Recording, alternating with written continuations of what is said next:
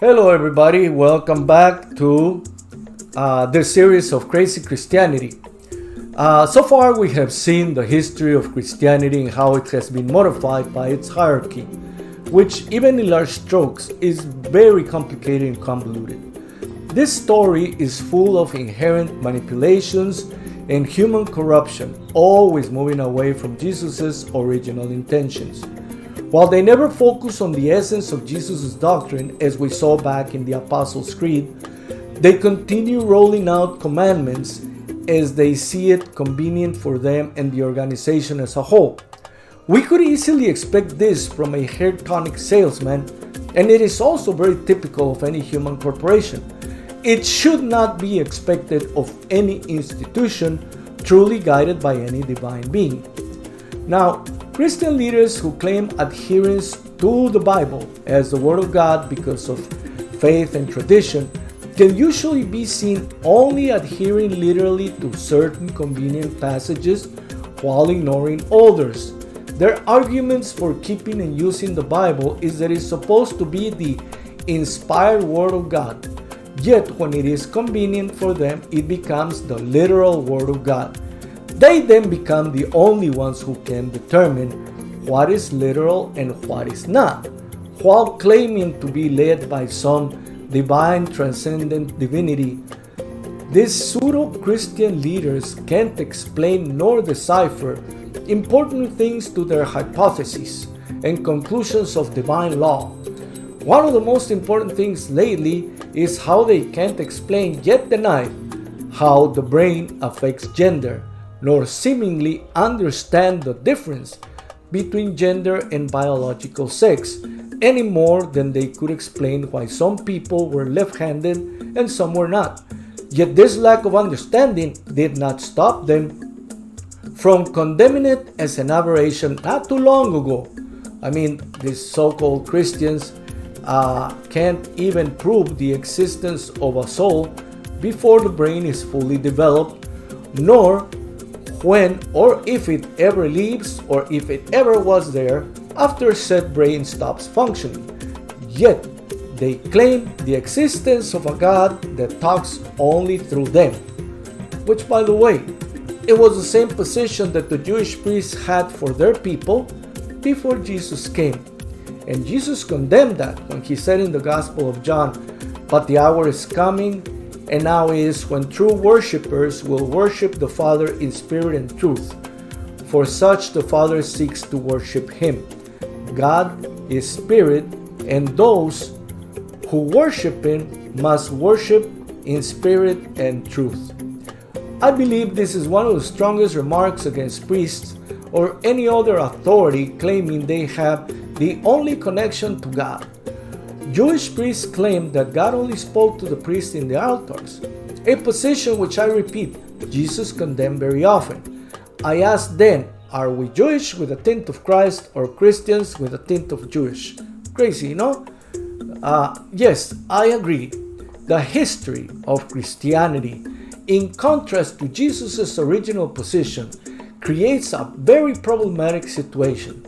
So why are we, as educated citizens in this world, so quick to turn our dependency on morals over to an ideology manipulated by man so clearly, that has such a malleable past and such a bad history of performance, and whose evidence of divine authority is so logically questionable?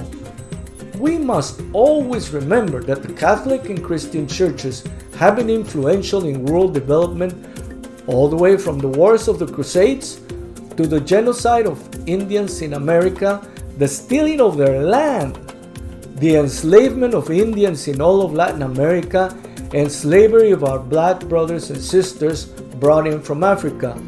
All of this was done with the blessings of many Christian flavors.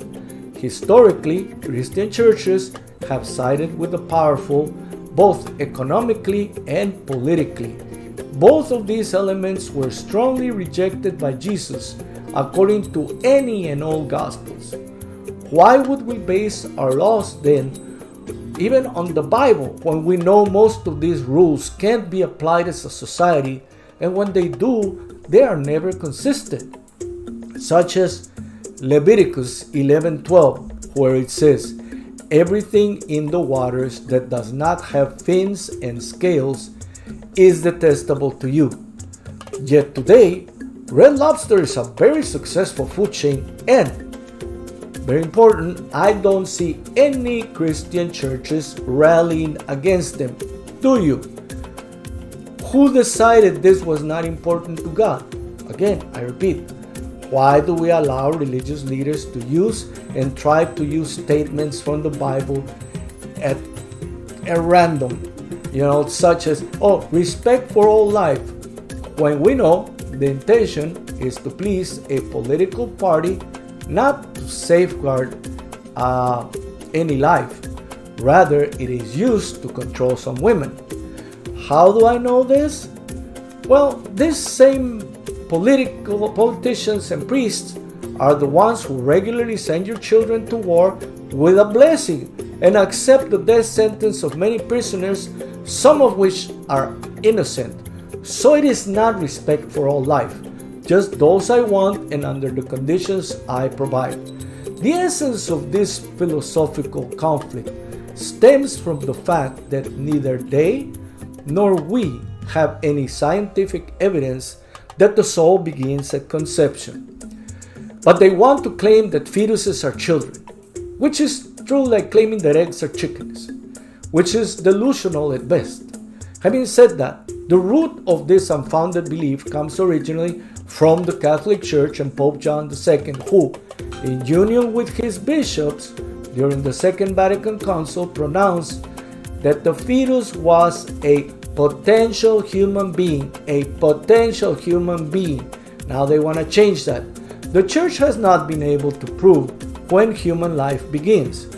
Today, politically minded clerics, priests, and pastors have tried to radicalize this idea and claim that the human being as a person exists in conceptions to push anti-abortion laws, which is another change in essence to Christian doctrine. It wasn't so long ago that killing rebellious children, witches, heretics, or indigenous children was approved to save their soul. This was pretty much sealed by the Church not so long ago. The clerics who have radicalized this anti-abortion movement have just tried to energize Christians to follow them and forget about the continuous scandals about pedophilia, rape, abandoned sons and daughters of priests that today exist within Christian communities. These pro-life statements are of the same nature and purpose as those who claim that the earth is the center of the universe back in the time of Galileo. Boy, was that embarrassing. But these people don't seem to learn. Their search for power and influence can't stop them from pronouncing divine truths from their politically favorable interpretations, which have historically proven to be flawed. We have lived through so many times in history when the Christian churches have made pacts with politicians and twisted the gospel to mean whatever is convenient at the time, that regular Christians have learned just to follow the leader, often under penalty of death. Christians are unable to question those divine statements because Christians are literally groomed, taught only what is convenient to that particular flavor that they belong to. Lately, of the gravest sins the Christian churches have committed was their support for Hitler to power and the promotion of Mussolini as well by the Catholics of northern Italy at the time. This accord was as long as the Nazis left the Catholics alone.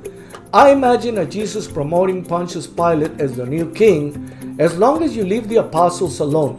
Can anyone imagine that kind of Christ? Like so many times you deal with the devil, it turned out to be a lie. Hitler also persecuted Catholics, and that's why the church turned on Hitler at the end. Let us finish here for today and wonder and search, how can Christianity go from Jesus to Hitler? History proves all it takes is a lot of crazy, disingenuous leader and a bunch of blind followers. I think this is a good moment to stop and think for today. Please press the like button and or follow and subscribe so you can be informed about the next episode of